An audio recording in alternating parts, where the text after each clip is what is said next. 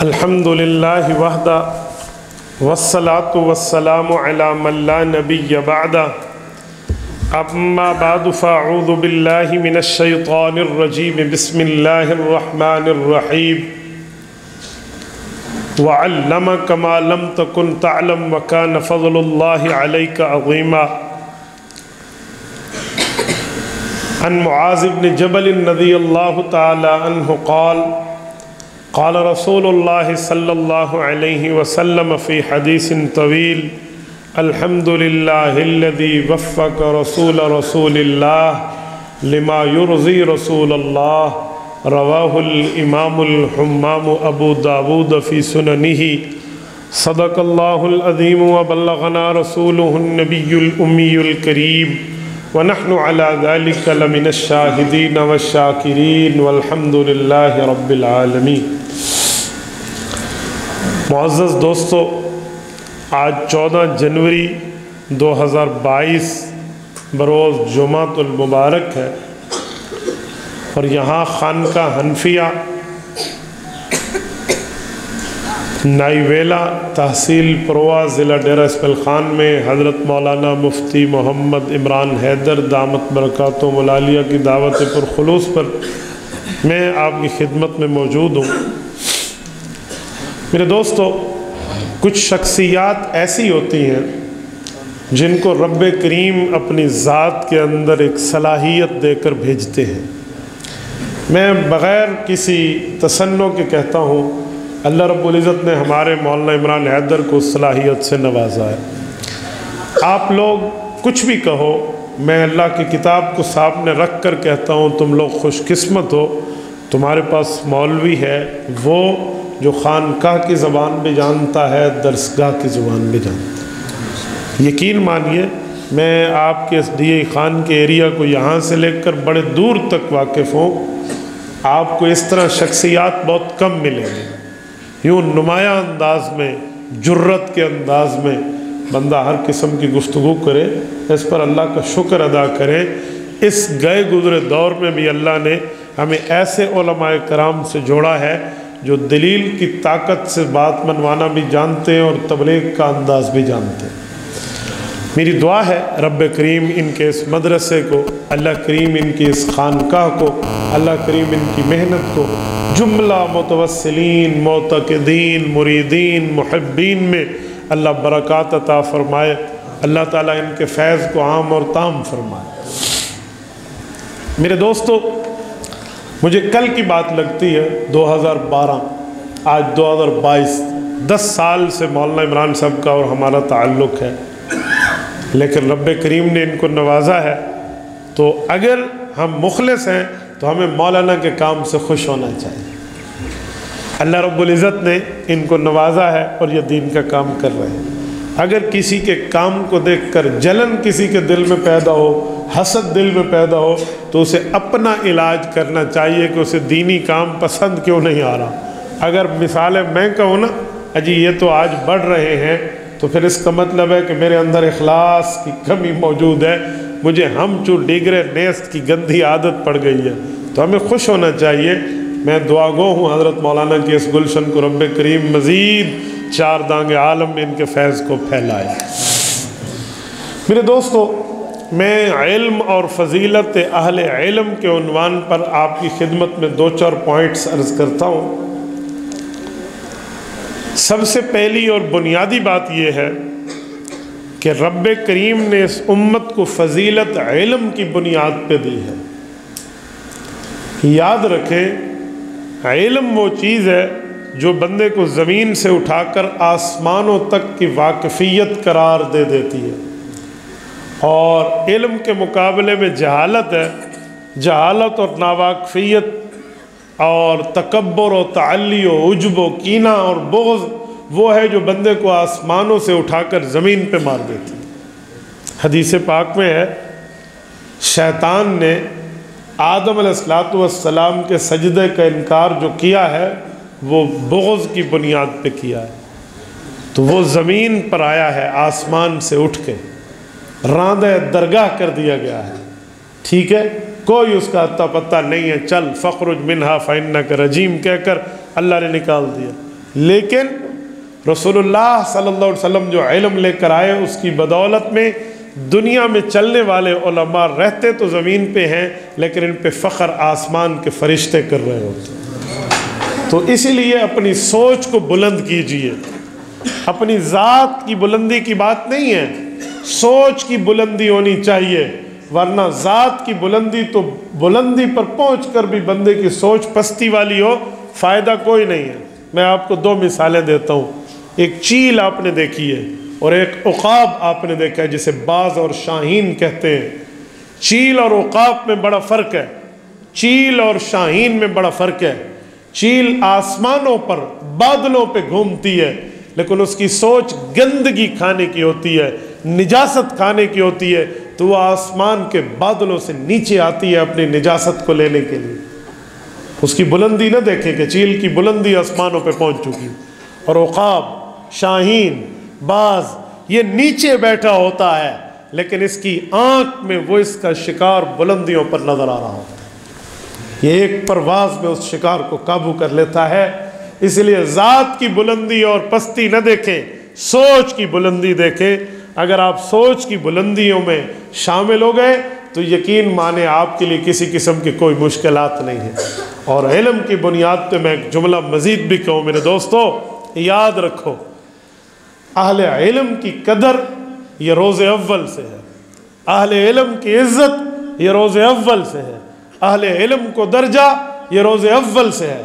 फरिश्तों ने जो सजदा किया हज़रत आदम अलैहिस्सलाम का, उसकी बहुत सी बुनियादें हैं। उनमें एक बुनियाद हज़रत आदम के उलूम का मुतफ़व्विक़ होना है। हज़रत आदम के उलूम का तफ़व्वुक़, हज़रत आदम अलैहिस्सलाम की उलूम की बरतरी, हज़रत आदम अलैहिस्सलाम के उलूम की बुलंदी शामिल है। क्यों? कुरान करीम ने सजदे से पहले ये लफ्ज़ बोला, वअल्लम आदमल अस्माअ कुल्लहा। हमने आदम अलैहिस्सलाम को उलूम रब्बानी से मुकम्मल का मुकम्मल मुतारफ़ कराया, और फिर फरिश्तों को कहा इसका सजदा करो। पता चला अहले इल्म की फजीलत ये रोज़े अव्वल से मुसल्लम है। इल्म इतनी बुलंदी वाली चीज़ है। और सुने, जब कोई दीन का इल्म हासिल करने के लिए निकलता है, अभी वो आलिम नहीं बना होता, अभी वो तालिबुल इल्म होता है, और वो दीन के हुसूल के लिए चलता है, तो याद रखें दुनिया की इज़्ज़तें दुनिया की हैं, लेकिन जो अल्लाह उसके लिए इज़्ज़तें बनवाता है उसकी मिसाल इस धरती पे नहीं मिलती। मेरे पाक पैगम्बर ने फरमाया, व इन्नल मलाइका लतज़हु अजनिहतहा लिज़र्र तालिबिल इल्म। फरमाया लोगों, व इन्नल मलाइका, जो फरिश्ते हैं, लतज़हु अजनिहतहा, वो अपने फरिश्ते, अल्लाह के फरिश्ते अपने परों को इस तालिबुल इल्म के पाँव के नीचे बिछाते हैं ताकि तालिबुल इल्म की रज़ा हासिल कर सके। ये इसकी इज़्ज़त है। रेड कारपेट पे दूसरों के इस्तकबाल होते हैं, हमने सुर्ख कालीन बिछाया, ये सुर्ख कालीन दुनिया की नेमतें हैं। फरिश्ते का पर ये दुनियावी इस्तकबाल अभी तालिबुल इल्म का है, आखिरत में इसका मकाम तो इससे बुलंद है। और याद रखें, जब इल्म किसी के पास हो और उस इल्म दीन की बुनियाद पे उसकी इज़्ज़त, ये अल्लाह रब्बुल इज़्ज़त ने रोज़े अव्वल से बताई। और मैं एक बात मज़ीद कहता हूँ, मेरे पाक पैगम्बर सल्लल्लाहु अलैहि वसल्लम ने ज़िक्र भी हमें दिया है, इल्म भी हमें दिया है, ज़िक्र भी समझाया है, इल्म भी समझाया है। हदीस पाक में 2 हल्के लगे हुए थे, रिसालत में आप तशरीफ़ लाए, ज़िक्र के हल्के को भी अच्छा फरमाया, इल्म के हल्के को भी अच्छा फरमाया, लेकिन हुज़ूर पाक उलमा के हल्के में तशरीफ़ फरमा हो। क्यों?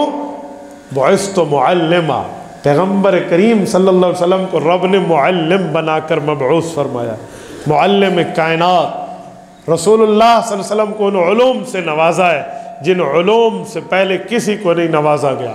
सूरत नंबर 4 सूरत निसा आयत नंबर 113 रब करीम फरमाते हैं, व अनज़लल्लाहु अलैकल किताब वल हिक्मा, ए मेरे पाक पैगम्बर, हमने आप पर कुरान भी उतारा है और हदीस भी उतारी है।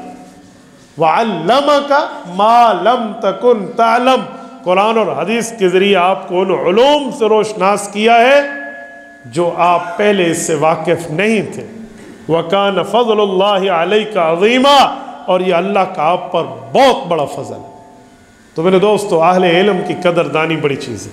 میں مجمع میں دیکھ رہا ہوں ہمارے کئی بزرگ، کئی علماء کرام تشریف فرما ہے۔ آپ عوام میں ہر بندے کی ذمہ داری ہے ان اہل علوم کی قدر کیجیے، ان کے اس نعمت کے قدردانی میں اپنے تن من دھن کو لٹائیے، تاکہ ان کے علوم سے آگے باقی علوم کے چراغ جلائے جا سکیں۔ یہ ذہن میں رکھنا، اللہ علم ایک پر کھولتے ہیں، باقی کسب اس سے سب کرتے ہیں۔ ایک پر کھولتے ہیں علوم، پھر اس سے کسب سب کرتے ہیں۔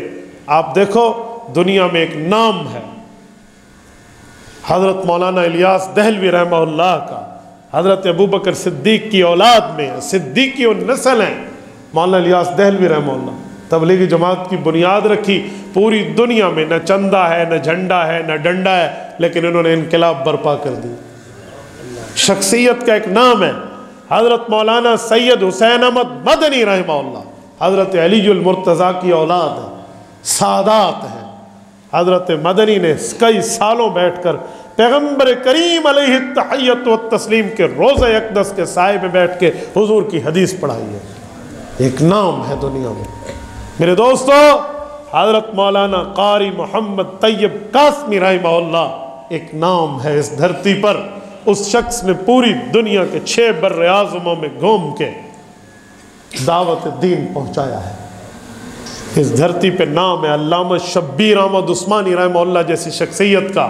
یہ وہ وقت کی نابغہ روز شخصیت ہے جو سیاسی اور مذہبی دونوں میدانوں میں اپنا فریضہ منصبی سر انجام دے کر آج دنیا کو علم تفسیر میں تفسیر عثمانی کا تحفہ دیا، علم حدیث میں فتح الملہم کا تحفہ دیا، اور سیاسی میدان میں ملک پاکستان کے بانیان میں ان کا نام گنا جاتا ہے۔ اور یہ حضرت عثمان غنی کی اولاد، اس دھرتی پہ ایک نام ہے حکیم الامت مجدد الملت حضرت مولانا اشرف علی تھانوی رحمہ اللہ کا۔ یہ حضرت عمر فاروق رضی اللہ عنہ کی اولاد فاروقی اور نسب ہے۔ حضرت تھانوی ایک تصوف کے میدان میں، تالیف و تصنیف کے میدان میں حضرت تھانوی اپنا لوہا منوا چکے ہیں اس دھرتی پر۔ یہ سارے بزرگ اسی طرح فتویٰ کے میدان میں، افتاء کے میدان میں مولانا مفتی عزیز الرحمن عثمانی، یہ دارالعلوم دیوبند کی ایک اتھنٹک اتھارٹی کا نام ہے، یہ حضرت عثمان غنی کی اولاد ہے۔ یہ سب شاگرد ہیں شیخ الہند حضرت مولانا محمود حسن دیوبندی رحمہ اللہ کے۔ شیخ الہند اکیلی ذات ہے، لیکن اس سے اتنے چراغ جلے ہیں جس نے دنیا کو علوم سے روشناس کیا۔ میری بات کا مطلب، اللہ کے عطا ایک پر ہوئی، کسب کئی نے کیا۔ یہ عالم کی مثال ہوتی ہے کہ عالم پر ایک پر اللہ جو علوم کھولتے ہیں اس سے کسب کئی کرتے ہیں۔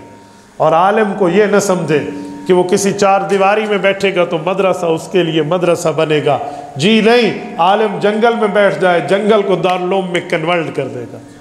آپ یو فون کی سم کو ٹیلی نار میں کنورٹ کر سکتے ہیں، یہ آج کے دور کی بات ہے۔ ہوگا 333 بنے گا 345 کا کام، ہوگا یو فون استعمال ٹیلی نار ہو رہا ہوگا، یہ پاکستانی نیٹ ورکس میں تبدیلی ہو جائے گی، تو عالم دین جنگل کو دارالعلوم میں بدل سکتا ہے۔ اور یہ بات یاد رکھیں، عالم دین کو اللہ نے وہ مقام دیا ہے، وہ مرتبہ دیا ہے، وہ شان دی ہے کہ عالم دین کے لیے فرمایا گیا وَأَنَّ الْحَيْتَانَ فِي جَوْفِ الْمَاءِ يُسْتَغْفَرُ لَهُ مَنْ فِي السَّمَاوَاتِ وَمَنْ فِي الْأَرْضِ۔ فرمایا زمین و آسمان میں جو مخلوق ہے، حتیٰ کہ پانی میں چلنے والی مچھلیاں بھی عالم دین کے لیے دعا کرتی ہیں، مولا اس کی کمیوں کو پورا فرما، اللہ اس کی زیادتیوں کو معاف فرما اور اس کی مغفرت فرما۔ ایک عالم کا کتنا مقام اور مرتبہ ہے میرے دوستو۔ اور سنیں، میرے پاک پیغمبر صلی اللہ علیہ وسلم نے علوم کی قدردانی میں امت کو علوم کی رہنمائی میں، علم دین کی رہنمائی میں قیادت سونپی ہے۔ یاد رکھیں، پورے صحابہ میں سب سے بڑے عالم حضرت ابوبکر صدیق رضی اللہ عنہ، اور پورے انبیاء میں سب سے بڑے علوم کے ماہر آپ کے اور میرے پاک پیغمبر صلی اللہ علیہ وسلم ہے۔ جب مصلی امامت کی باری آئی تو اللہ نے بھی انبیاء کی امامت کی سربراہی حضور علیہ السلام کو دی علم کی بنیاد پہ، اور رسول اللہ نے اس امت کی قیادت کی ذمہ داری حضرت ابوبکر صدیق رضی اللہ عنہ کو دی بڑے عالم ہونے کی بنیاد پہ۔ یعنی علوم کی اتنی بڑی چیز ہے۔ اور پھر یاد رکھیں علوم کی بنیاد پہ دنیا میں کام چلتے ہیں، اور علم دین کی بنیاد پہ جو لوگ محنتیں کرتے ہیں ان کی محنتیں کتنی ہوتی ہیں؟ آسمان سے کوئی چیز اتار کے لانا مشکل، بہت مشکل ہے، آسان کام نہیں ہے۔ عالم آسمانی چیزیں تمہیں زمینی تک پہنچا کر تمہاری رسائی اور دسترس میں کر دیتا ہے۔ یہ میں نے نہیں کہا، میرے پاک پیغمبر کا فرمان ہے۔ صحیح بخاری جلد نمبر 2 کتاب التفسیر سورۃ الجمعہ باب وآخرین منہم لما یلحقوا بہم، حضرت ابو ہریرہ راوی ہیں، اللہ کے رسول نے فرمایا لو کان الایمان بالثریا لتناولہ رجال من ہؤلاء، کہ لوگوں آج عربی بیٹھے ہو، اجمیوں میں ایک شخص آئے گا، وہ علم دین کو ثریا ستاروں سے اتار کر زمین پہ لائے گا۔ اس سے مراد امام اعظم ابو حنیفہ نعمان بن ثابت رحمہ اللہ کی ذات اقدس ہے۔ میری بات کا مطلب علوم میں کوئی مشکل اتنی ہے کہ آسمانوں سے چیز اتار کر تمہیں دی جا رہی ہے۔ آج آپ کہیں جائیے، کسی بلند پہاڑ کی چوٹیوں پہ جا کر آپ کسی چیز کو خریدیے، جو قیمت زمین پر نیچے میدان میں اس کی ہوگی، اس سے ڈبل قیمت آپ سے مارکیٹ والے وصول کرتے ہیں، کہتے ہیں دیکھتے نہیں ہم اتنی بلندیوں پر یہ چیزیں لے کر آئے ہیں، دگنی تگنی چگنی قیمت ہم اس کی لیں گے۔ کیوں؟ ان کی محنت کا دخل، ان کی محنت کا اثر وہاں موجود ہے۔ تو میرے دوستو، عالم دین بھی علوم کی بنیاد پہ جو مسئلے آپ کو بتاتا ہے، جو آپ کے مسائل کو حل کرتا ہے، جو آپ کی مشکلات کو حل کرتا ہے، اس کے پیچھے اس کی کتنی محنت ہوتی ہے۔ دن رات میں اس کا آرام خراب ہوتا ہے، راتوں کا جاگنا ہوتا ہے، بیماری کا اور تکلیف کا، اور رات کے معاملات کو برابر کر کے اس کی محنتیں ہوتی ہیں، وہ چھپی ہوتی ہیں جو آپ کو نظر نہیں آتی۔ ایسے وہ نہیں بتا رہا ہوتا، اس کے پیچھے ایک محنتیں چلتی ہیں۔ ہاں سونا آگ میں جل کر کندن بن جاتا ہے۔ سونا اس سونے کو کہتے ہیں جس میں کوئی اور چھوٹی ملاوٹ ڈالے تاکہ وہ زیورات بن سکے، ورنہ زیور بغیر کسی چھوٹی ملاوٹ کے بن نہیں سکتا، اس میں کوئی نہ کوئی چیز ڈالتے ہیں تاکہ وہ سونا جو ایک ڈلی کی شکل میں ہے وہ زیور کی شکل میں بنے۔ اور اگر اوریجنل سونا چاہیے اسے کندن کہتے ہیں، آگ میں ڈالو اس کی ملاوٹ ختم ہو جائے گی، سونا نکل آئے گا۔ تو عالم دین آپ کو جو کندن بنا کے مسئلہ سمجھا رہا ہوتا ہے، اس کے پیچھے اس کی علوم کی بھٹی موجود ہوتی ہے جو تمہیں نظر نہیں آ رہی ہے۔ اور میرے دوستوں میں ایک بات مزید سمجھاتا ہوں، ہمارے بزرگوں نے، ہمارے اکابر نے، علماء کرام نے محنتیں کر کے جو چیز ہم تک پہنچائی ہے، اس کے پیچھے دنیا نہیں ہے، اس کے پیچھے ان کی دین کی خواہشات ہیں اور آخرت کی فکر۔ آج جو طالب العلم ایک عالم کے پاس آ کر پڑھے گا، آج بظاہر تو ایک طالب العلم لگے گا، پھٹے پرانے اس کے کپڑے لگیں گے، پھٹے پرانے اس کی جوتیاں لگیں گی، لیکن ایک وقت آئے گا دنیا اس کے ماتحت چل رہی ہوگی۔ آؤ میں آپ کو ایک واقعہ سناتا ہوں۔ امام اعظم ابو حنیفہ رحمہ اللہ بیٹھے، مہمان آئے ہیں، دودھ پلانا چاہیے مہمانوں کو، جاؤ فلاں دکاندار کو کہو، اس زمانے کا ہوٹل ہے، دودھ کے 5 پیالے بھیج دے۔ دودھ کے 5 پیالے لے کر ایک بچہ دودھ کی دکان پہ نوکر کی حیثیت سے ٹھہرا ہوا اس کا لڑکا آیا، آ کر اس نے پیالے مہمانوں کے سامنے رکھ دیے، کو 3 4 5 جو بھی تھے۔ امام ابو حنیفہ رحمہ اللہ کی نظر کام کر گئی، اس بچے کو دیکھا، کہا واپسی آنا۔ اس نے کہا جی۔ سامان اٹھانے آیا، کہا بیٹا کیا کرتے ہو، کیا نام ہے؟ کہا میرا نام یعقوب ہے۔ کس کے بیٹے ہو؟ کہا جی ابراہیم کا بیٹا ہوں۔ وہ ابراہیم جو کچھ دنوں پہلے فوت ہوئے تھے؟ جی وہی ابراہیم۔ اچھا آپ یتیم ہیں، یہاں ہوٹل پہ کیا کرتے ہیں؟ میں اس ہوٹل پہ نوکری کرتا ہوں، مہینے کا ہفتے کا 1 درہم ملتا ہے، اپنی اماں کو جا کر دیتا ہوں، میرا گھر بستا ہے، گھر چلتا ہے۔ کہا بیٹا اس نوکری کو چھوڑ، علوم پڑھ، قال اللہ قال الرسول پڑھ، اللہ رسول کی بات پڑھ، میں تمہیں ہفتے کا 2 درہم دوں گا کسی کام کرائے بغیر۔ امام صاحب بزنس مین آدمی ہیں، کپڑے کے کاروباری ہیں، بہت بڑا نام ہے۔ انہوں نے کہا جی ٹھیک ہے، انہوں نے جا کر پیالے استاد کو دیے کہ جی السلام علیکم، ادھر آ کر پڑھنے بیٹھ گئے۔ ہفتے بعد جا کے اماں کو 2 درہم دیے، ماں آئی شکریہ ادا کرنے اس ہوٹل والے کا، تیرا اللہ بھلا کرے اس دفعہ تو نے میرے بیٹے کو 2 درہم دیے۔ انہوں نے کہا جی میں نے تو نہیں دیے۔ کہا بیٹا تو 2 درہم لایا ہے۔ کہا جی مجھے اور کچھ نہیں پتا، وہ مولوی دے کول گیا بیٹھا ہے، وہ مولوی کے پاس بیٹھا ہے، میرے پاس نہیں ہے۔ یعقوب کی والدہ یعقوب آ کے امام ابو حنیفہ کو کہتی ہے تو مولوی ہے، میرے بچے کی زندگی کیوں خراب کر رہا ہے؟ سنو ذرا، میں تمہارے ضمیر پہ دستک دے رہا ہوں، میرے بچے کی زندگی کیوں خراب کر رہے ہو؟ اس کا کل کیا ہوگا؟ اس کو کوئی کام سیکھنے دو۔ امام صاحب نے کہا اماں اسے پڑھنے دے۔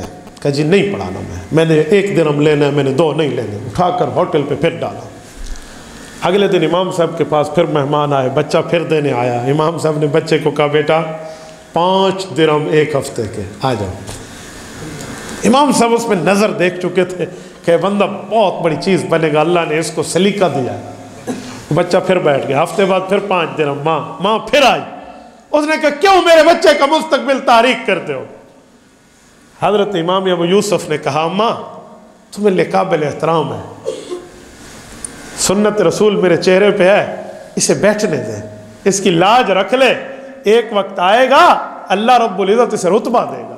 اس نے کہا کھائے گا کہاں سے مولوی بنا؟ کہا یہ وہ خوراک کھائے گا دنیا کے بادشاہ شاید کم کھائیں وہ خوراکیں، اسے بٹھا دو۔ عورت ذات تھی، خاموش ہو گئی۔ بچے نے بھی کہا اماں مجھے بیٹھنے دیں، میں پڑھتا ہوں، میں اللہ رسول کی بات پڑھوں گا۔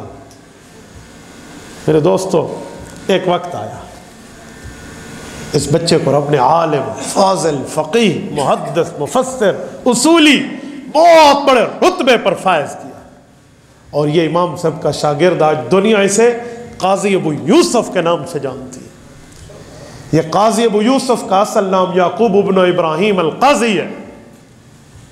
یہ اس طرح امام ابو حنیفہ نے وصول کیا، اور یہ وہ بندہ ہے جو امام شافعی رحمہ اللہ کا دادا استاذ ہے۔ امام شافعی کے استاذ امام محمد بن حسن شیبانی رحمہ اللہ، اور امام محمد نے کچھ حصہ اسباق کا امام قاضی ابو یوسف سے پڑھا، اور قاضی ابو یوسف صحابہ کے فتاوی کا حافظ، صحابہ کے آثار کا حافظ، عربی زبان اس کی نو کے زبان پر، اور صحابہ کرام کے علوم، پیغمبر کے احادیث، اللہ کی آیات نو کے زبان پہ ازبر تھی، اور دنیا میں اس جیسا مولوی تلاش کرنے سے نہیں ملتا تھا۔ میرے دوستو امام یعقوب ابن ابراہیم القاضی، قاضی ابو یوسف وہ شخص ہیں جنہوں نے محنت سے پڑھا، حتیٰ کہ ان کا جو یوسف بیٹا ہے جس کی وجہ سے ابو یوسف کنیہ ہے ان کی، امام یعقوب ابن ابراہیم کا یہ بیٹا فوت ہو گیا تھا، اور یہ امام حنیفہ کے پاس بیٹھ کے مسئلے لکھ رہے تھے۔ جب بتایا گیا کہ بچہ فوت ہو گیا، کہا تو فوت ہو گیا، بھائیوں کو کہا، باقیوں کو کہا جنازہ پڑھ لو، وہ فرض کفایہ ہے، میں آ جاؤں گا، لیکن مجھے اپنے استاد صحابہ کے شاگرد امام ابو حنیفہ کے مسائل لکھنے دو، شاید یہ مجھ سے رہ جائیں۔ اتنی محنتیں لگی ہیں علوم پر، ایسے کوئی عالم فاضل بن کے آپ کے سامنے نہیں بیٹھتا۔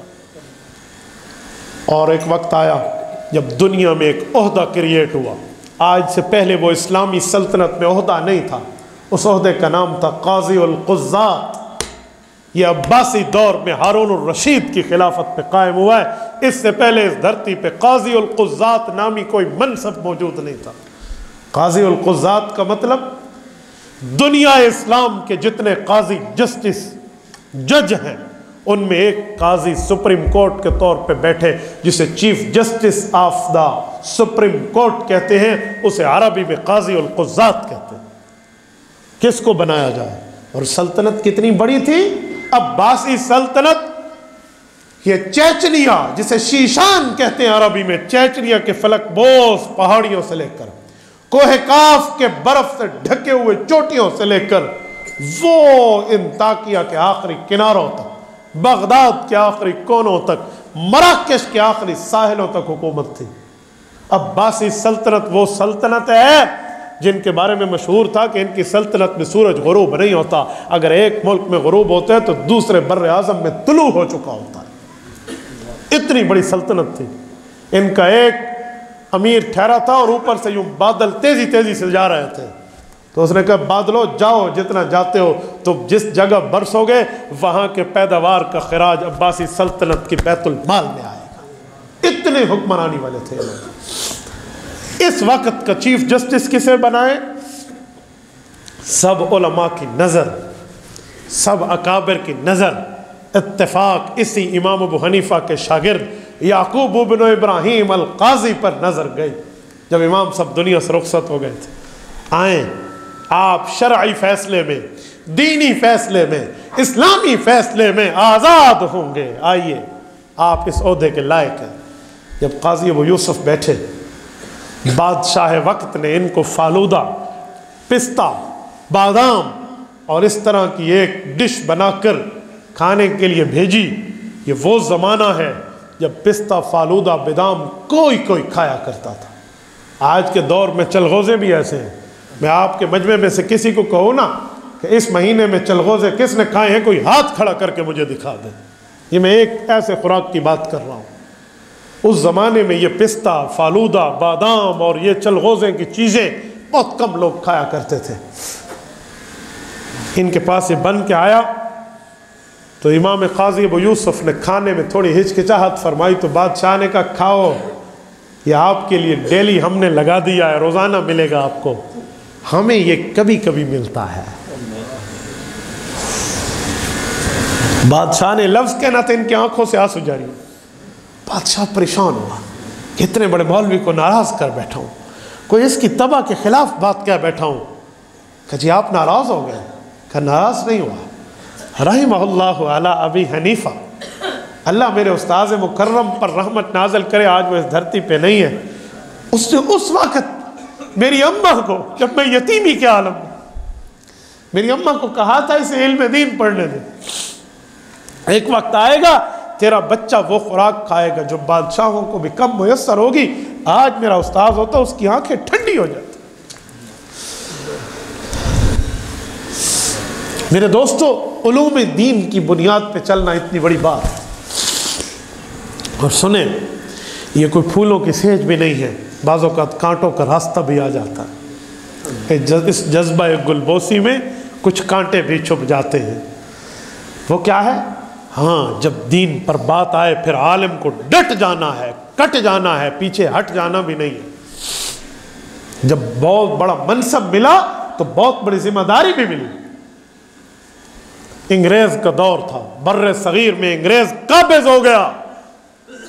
حضرت حسین احمد مدنی رحمہ اللہ کو پتہ چلا کہ لوگوں کو پیسہ کو لالچ دے کر، دنیا کی دولت کی چمک دکھا کر یہ لوگ اپنے فوج میں مسلمانوں کے بچوں کو بھرتی کر رہے ہیں۔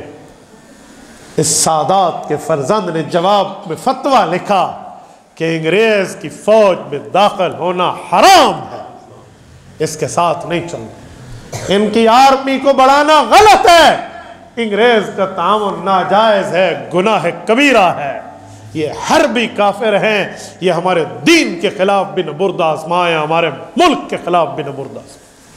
حضرت مدنی کا یہ فتویٰ خیبر کی چوٹیوں سے لے کر راس کماری کے انڈیا کے آخری سرحد تک پھیل گیا۔ اس وقت متحدہ ہندوستان تھا۔ حضرت مدنی رحمہ اللہ کا جب یہ فتویٰ 4 دانگ ہندوستان میں پھیلا، لوگوں نے جن نے نوکریاں کروائی تھی بچے واپس لے لی۔ فوج سے بچے کو واپس لینے کا اس زمانے کے انگریز کا ایک ہی قانون تھا کہ ماں کہہ دے نوکری نہیں کرنی تو نہیں کرنی۔ مسلمانوں کے بچوں نے اپنی ماں سے تحریریں لکھوا کے پیش کر دیجی، نہیں کرتے ہم، واپس ریٹرن۔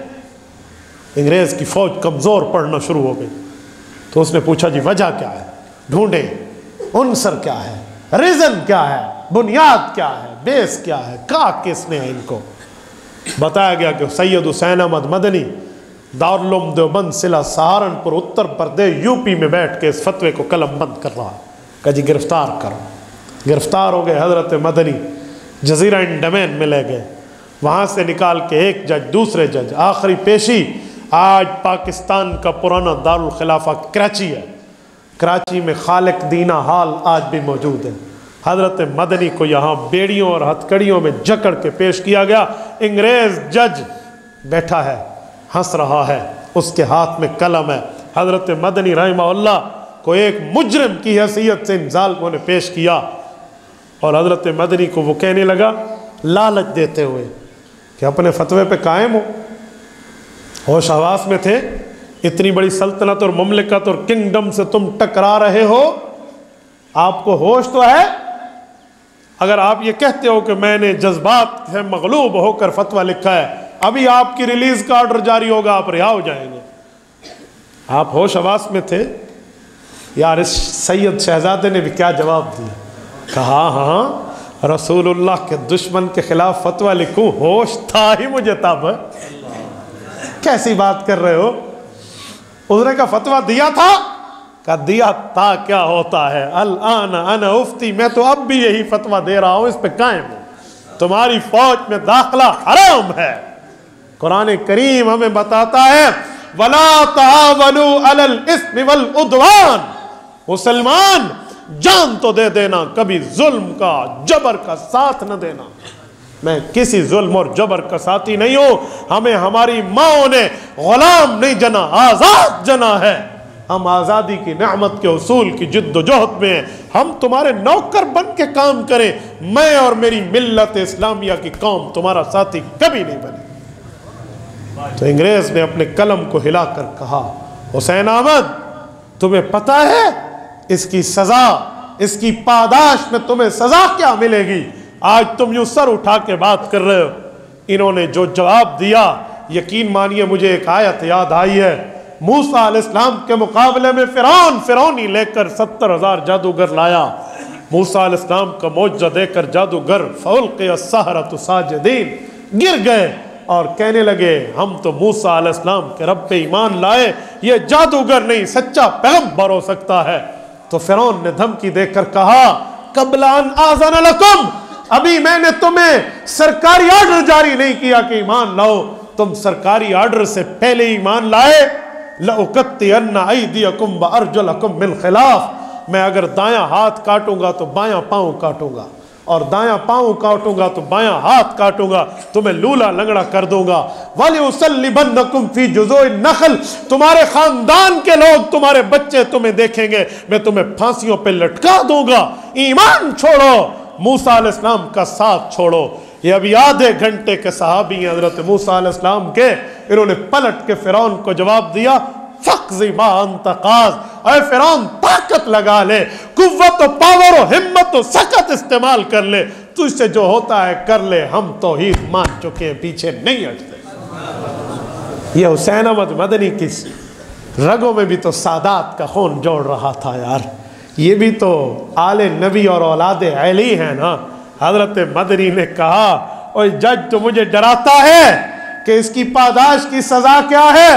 सुन सुन, तेरी कलम के नीचे अगर तू समझता है मेरी मौत है, ले रुमाल, हिंदुस्तान दारुल देवबंद से हुसैन अहमद अपना कफन साथ लेकर आया। खालिक दीन हाल कराची का आज भी मौजूद है भाइयों, जरा जाकर वहां तारीख तो देखना। फिर आलिम दीन हटा नहीं है, उसने कटना तो देखा है, हटना नहीं सीखा। शेख अल हिंद हजरत मौलाना महमूद हसन देवबंदी रहमहुल्लाह को काले पानी में जब कैद किया गया था, वापसी पर हजरत की वफात के वक्त हकीम अजमल खान रहमहुल्लाह, जो हजरत मदनी रहमहुल्लाह के क्लास फेलो और हजरत शेख अल हिंद के शागिर्द हैं, हकीम अजमल खान की कोठी पर दिल्ली में जब हजरत शेख अल हिंद को गुस्ल दिया गया था तो इनकी कमर में यूं गड्ढे पड़ चुके थे जैसे हजरत खब्बाब इब्ने अरत रजी अल्लाह तआला अन्हु को आग के अंगारों और शोलों पर लिटा दिया जाता था, और इनकी जिस्म की गर्मी और जिस्म की चर्बी और खून की वजह से वो अंगारे बुझा करते थे। हजरत शेख अल हिंद की कमर में भी गड्ढे पड़ चुके थे। हजरत मौलाना हुसैन अहमद मदनी रहमतुल्लाह गुस्ल में शामिल थे, रो भी रहे थे, फरमा भी रहे थे कि मुझे मेरे उस्ताद ने वसीयत की थी, ये मैंने अल्लाह के लिए तकलीफ़ बर्दाश्त की है, मेरी ज़िंदगी में किसी को न बताना कि अंग्रेज़ ने हम पे जुल्म कितना किया। मेरे दोस्तों, इन लोगों ने इस तरह मुश्किलात उठाकर, इस तरह तकलीफ़ें उठाकर, इस तरह मामलात को सामने रख के अपने आराम को ख़राब कर किया, बीवी बच्चों की मोहब्बत को छोड़ा, माल और दौलत को छोड़ा, घर बार को छोड़ा, और आज आप तक दीन का डंका फैलाकर पहुंच रहा है, तो उसमें इन लोगों की कुर्बानियों का बड़ा दखल है। तो मेरे दोस्तों, अगर रुतबा है तो फिर कुर्बानी भी है। اور میں ایک بات مزید کہتا ہوں، یہ جو ہم عوام کو مخاطب ہوتے ہیں اور ہم یہ بات سمجھاتے ہیں کہ اپنے بچوں کو عالم بناؤ، حافظ بناؤ، دین کا وارث بناؤ، تو میرے دوستو ہاں کل قیامت میں سر اٹھا کے دربار خداوندی میں کہہ سکو میرے مولا جب دنیا پر اپنی سہولتیں لگا رہی تھی، جب دنیا والے دنیا کے معاملات پہ اپنی صلاحیتیں لگا رہے تھے، میرے مولا ہم نے اپنے مال کو، اللہ ہم نے اپنی جان کو، اللہ ہم نے اپنی اولاد کو تیرے دین پہ نچھاور کر دیا۔ میرے دوستو آج کے یہ محفل، آج کے یہ پروگرام صرف ایک بنیاد پہ ہے کہ چراغ سے چراغ جلتا ہے، علماء تیار کرو، حفاظ تیار کرو، اپنی اولادوں کو دین کے لیے وقف کرو، اسکول پڑھاؤ، کالجز پڑھاؤ، یونیورسٹیز تک لے کر جاؤ، نو پرابلم، کوئی منع نہیں ہے، لیکن عالم بناؤ، عالم۔ وہ ڈاکٹر بھی ہو تو عالم ہو، وہ انجینئر بھی ہو تو عالم ہو، وہ پروفیسر بھی ہو تو عالم ہو، وہ اوورسیئر بھی ہو تو عالم ہو، وہ آٹو کیٹ کا ماہر بھی ہو تو عالم ہو، وہ کسی معاملے میں سائنسدان بھی ہو تو نبی کی شریعت کو جاننے والا ہو، یہ بھی ساتھ لے کر چلے۔ میرے دوستو باقی تعلیم سے آپ کے بچوں کی دنیا بنے گی، اس تعلیم دین سے آپ کی اولاد اور آپ کی آخرت بنے گی، یاد رکھنا، ورنہ دین سے ناواقف ہوتے چلے جائیں گے اولادیں۔ ایک کالج کے اسٹوڈنٹ کے والد کے جنازہ پڑھانے کے لیے میں جنازہ گاہ میں ٹھہرا تھا، میں یوں نماز جنازہ کا طریقہ بتا کر قبلے کی طرف رخ کر کے یوں نیت کرنے لگا تو مجھے ایک طرف سے پکڑا اس کے بیٹے نے کہ سر ایکسکیوز می، ایک بات پوچھتا ہوں، پوچھیے۔ کہتا ہے مجھے یہ جنازہ نہیں آتا جو آپ نے بتایا ہے، ٹھیک ہے میں 12ویں تو پڑھ رہا ہوں لیکن میں 3 بار قل ہو اللہ پڑھ لوں ابو کے جنازے میں۔ بتاؤ جب باپ دنیا سے جا رہا ہو اور اولاد یہ تحفہ بھی نہ دے سکے تو بھئی کیوں دین نہیں پڑھاتے اپنی اولادوں کو؟ کیوں دین نہیں پڑھاتے؟ بات علماء پر لوگ کرتے، علماء پر بولتے، اے یاد رکھنا مولویوں نے اپنا تن من دھن لگا کر تم تک دین پہنچایا ہے۔ آج مولوی کبھی کچھ بات کرے نا لوگ اعتراض کرتے ہیں، میں کہتا ہوں کئی قسم کے اعتراضات سے ہمیں واسطہ پڑتا ہے۔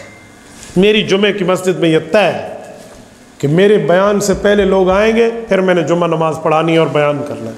مجمع نہیں آئے گا، ہم خطبہ نماز پڑھا کر اللہ اللہ خیر صلی اللہ جمعہ سے فارغ ہو جائیں گے، ہم نے تقریر عوام کے لیے کرنی ہے، آؤ گے تو سنائیں گے، نہیں آؤ گے تو نہیں سنائیں گے۔ 10 سے 12 منٹ میں گفتگو ہماری جمعے کے بیان کی ختم ہو جاتی ہے۔ اس کی بنیاد ہم نے لوگوں کو فکر دیا ہے، اور میں آپ کو بھی کہہ رہا ہوں علماء کے پاس پہلے آ کر بیٹھو، یہ نہ ہو مولوی اکیلا خطبہ شروع کرے، بیان شروع کرے، لوگ آخر میں نواب بن کے آئیں۔ بابا یوں نہیں ہے، مقتدی پہلے آئیں۔ میرے پاک پیغمبر نے جو انبیاء کرام کو معراج کی رات مسجد اقصیٰ میں نماز پڑھائی ہے، حضور امام، باقی انبیاء مقتدی، حضور بعد میں گئے ہیں، مقتدی انبیاء پہلے موجود تھے۔ آج لوگوں کو مولوی کے انتظار میں چند منٹ میں ماتھے پہ تیوڑی آ جاتی ہے۔ میں حیران ہوں، میرج ہال، شادی ہال، میرج لان میں ولیمے کا 3 گھنٹے کھانے کا انتظار کرنے والی قوم مولوی کے 5 منٹ اوپر جانے سے غصے میں آ جاتی ہے۔ 3 گھنٹے منہ لڑکا کے اتھا صاحب شادی تے بیٹھے، ہاں صاحب ہونے کھانا شروع کرے سن، ہاں صاحب بتھی ویسے آج کیوں تھوڑی دیر چکیتی نے سائیں، ہم یہ حال وہاں بیٹھے ہیں، اور یہاں عالم دین 2 سے 4 منٹ بات کرے اس کو کہتے ہیں جی مولوی صاحب ٹائم ٹھیک ہے۔ میرے دوستو یہ ذہنیت اپنی ٹھیک کرنی ہوگی۔ آپ تو خوش قسمت ہو، آپ تو جمعہ نماز پڑھ کے بھی جمعہ کے بعد بیٹھے ہو، میں تو اپنا جمعہ پڑھا کے آپ کے پاس پہنچا ہوں، تو آپ تو خوش قسمت لوگ ہو۔ لیکن اس طرح رول ماڈل آگے بننا چاہیے، آگے بتانا چاہیے، پھیلانا چاہیے۔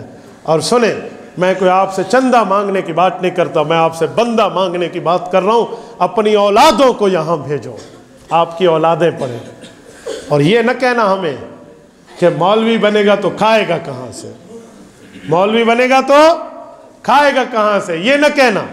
کیوں؟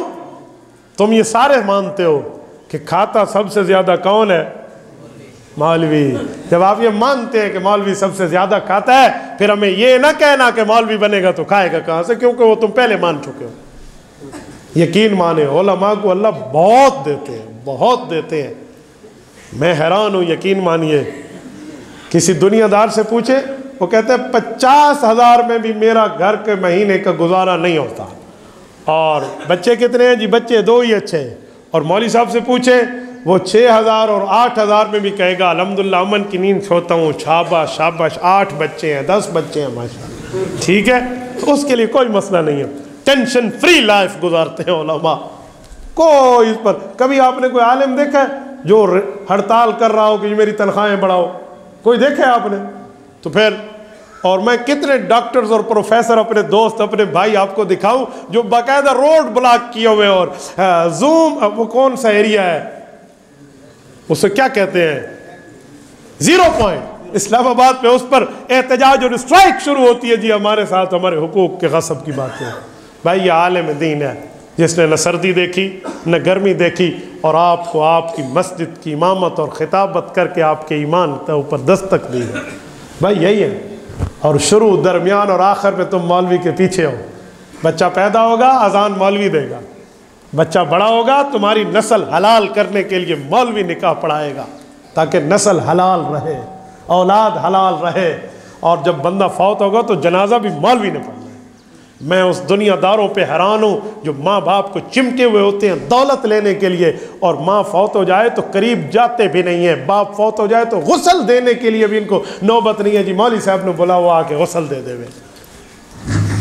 تو بھائیو علم دین پڑھو, علم دین آگے سمجھو, اور علماء سے کبھی آگے نہ بڑھنا. آج کل لوگ گھروں میں ٹی ویاں رکھتے ہیں, فلمیں دیکھتے ہیں, کیبلز رکھتے ہیں. کسی سے پوچھو کیوں تو بہانہ کیا ہے, خبریں دیکھتے ہیں. خبریں دیکھتے, خبروں کے لیے اخبار رکھ لو نا گھر میں. نہیں حضرت گھر میں ٹی وی نہیں ہوگی, باہر کی دنیا کا پتہ نہیں ہوگا, ٹیکنالوجی کے بارے میں معلومات نہیں ہوں گی, ہم کیسے لوگوں سے اپنے نالج کو شیئر کر پائیں گے؟ میں نے کہا میرے گھر میں آج تک ٹی وی نہیں آئی, نہ میرے دادے کے وقت سے آئی, نہ میرے والد کے وقت میں تھی, نہ ہمارے وقت میں, نہ انشاءاللہ ہماری نسلوں میں ٹی وی رہے گی. لیکن آؤ ہم سے اپنی معلومات کو شیئر کرو. ہم مسجد کی چٹائی پہ بیٹھ کے پڑھنے والے, آؤ ہم سے دنیا میں بھی اور دین میں بھی اپنی معلومات کی کمپٹیشن کر لو. ہم دیکھتے ہیں دا گز دا میدان میں کیا ہے. علم دین میں علماء کو جو رب نے مقام دیا ہے, آپ ان کو یہ باتیں سمجھا رہے. میں نے ایک بندے کو کہا مولوی سے آگے نہ بڑھنا. کہتا ہے دلیل؟ میں نے کہا بہت بڑی دلیل ہے. کہتا ہے کیا؟ میں نے کہا جو مولوی کے پیچھے ٹھہرتا ہے وہ زندہ ہوتا ہے. نماز میں سارے مقتدی زندہ ہے نا, پیچھے ٹھہرے.